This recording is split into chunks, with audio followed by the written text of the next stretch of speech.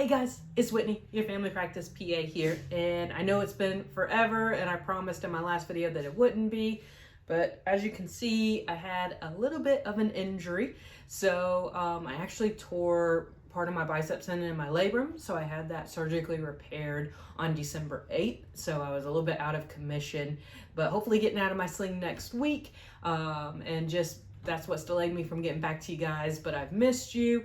I really hope y'all had a great holiday season. If you're watching this video now in the present, it is January 4th that I'm shooting this, and we'll upload this in just a little bit this evening. But really wanted to give an update, what we're seeing a ton in my practice. My practice is mostly family medicine.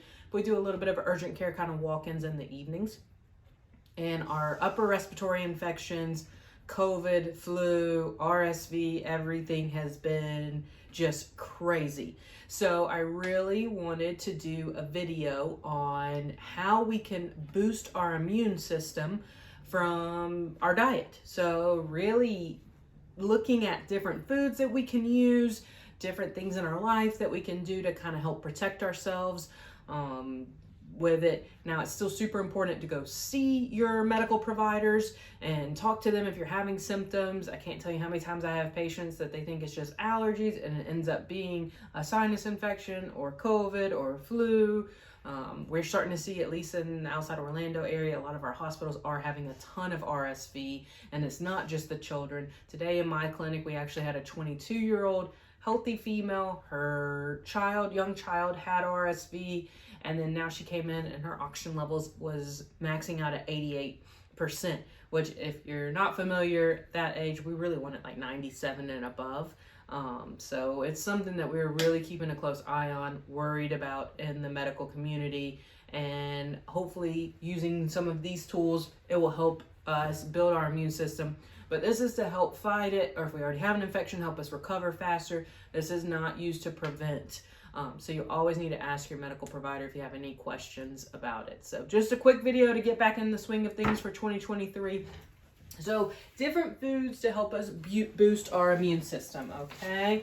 So the first step that we kind of all know about is vitamin C. So vitamin C is a very important antioxidant to help us fight infection. And what we think from research is that it helps us produce more white blood cells. And that is one of our key infection markers. So if you've ever heard your doctor ask if your white blood cell count's elevated and we're worried about infection, it's because when those are higher, that means the body's working really hard to get control of the infection. So those need to be higher to fight the infections. So if we're helping produce more, we're building that immune system with vitamin C. Now, a lot of those common foods are citrus fruits, which we think of orange juice.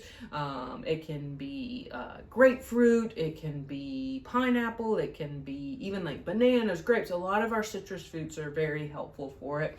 It can also be red bell peppers, broccoli, spinach, a lot of those different types of foods.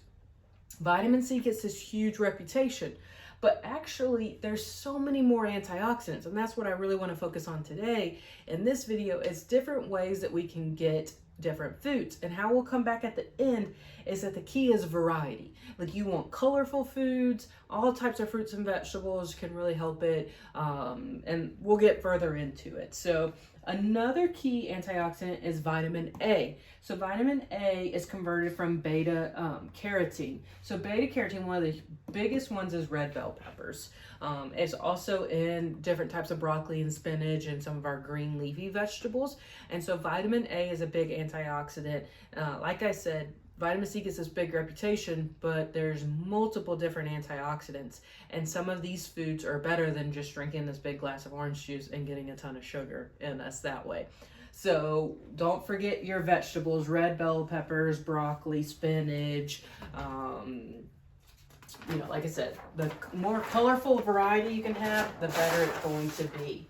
So another really key important food is ginger. So we think of ginger tea, some people like ginger ale, different things of the breakdown of ginger. So ginger is believed to help decrease inflammation. And I've done like a low anti-inflammatory diet or different types of like Mediterranean diet that helps protect against a lot of chronic diseases. So ginger is part of that. So it helps decrease inflammation and then helps decrease nausea. So I even have patients that like ginger beer, or you can actually just have ginger itself. But ginger tea is probably one of the most used ones that doesn't come, it's very easy to get a hold of. And helps sometimes with some GI upset, but also with inflammation. That can help, if you have a sore throat, something's inflamed, your sinuses are inflamed, you can use ginger to help with that as well. So yogurt is another one, and that's really because of the live cultures in it, which is like our probiotics. So that's huge for gastrointestinal health, skin health, for females against like yeast infections on your skin or vaginal yeast infections.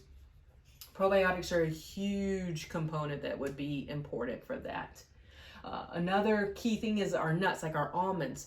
And when I talked about that vitamin C gets this big reputation, and we talked about vitamin A, you also have vitamin E, which is one of our most powerful antioxidants.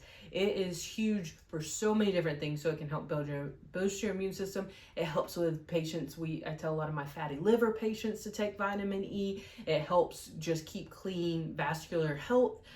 It helps with your skin. I love vitamin E oil for scars. I actually have ordered vitamin E oil for my surgical scars on my shoulder and have been using that. So it's a great antioxidant from the common cold to surgical scars. So make sure you're getting high vitamin E, and also with the almonds. You can take all of these in supplements too. So sometimes we're a little bit lazy with diet and we don't want to try to put all this effort into getting all the food. So that's where you can take them in supplements. You need to be careful to not take too much of it, that especially vitamin C. You really only need about for women, it's 75 milligrams. And if you take one of those supplements, it can be 1,000, 2,000. You really want to stay under 2,000. But you can get into some too high of things. I have patients that go a little bit crazy with their supplements. So it's a great thing to have, but always stay within the recommended doses of it. And if you have any questions, always ask your healthcare provider too, okay? One of my favorite things is turmeric. So turmeric is an incredible anti-inflammatory component. So you can have it, they have pills, you can have it in turmeric, you can put it in your tea. There's so many different varieties and formulations of it. So you can look on there, like I said, there are so many different ways to get turmeric, but it is incredible for joint pain, my arthritis patients. The more variety you have, the more colorful it's going to be, the better off you're going to be. So like I said, I just want to do a quick video, get back in touch with you guys. Really looking forward to building the channel for 2023. Sorry I've been gone. Life got crazy towards the end of the year with some family health issues with my parents and then my shoulder. But I am back, ready to go. Can't wait to start interacting with you guys again, get some more content. A lot of my weight loss stuff. I'm gonna start sharing my weight loss journey, different health issues I've had that have held me back, but really looking forward to it. Talk about my approach to exercise, and really share the journey as I get back on the health journey too, so that I can practice what I preach. So can't wait to see you on the next video, and I hope you'll have a great night. Bye.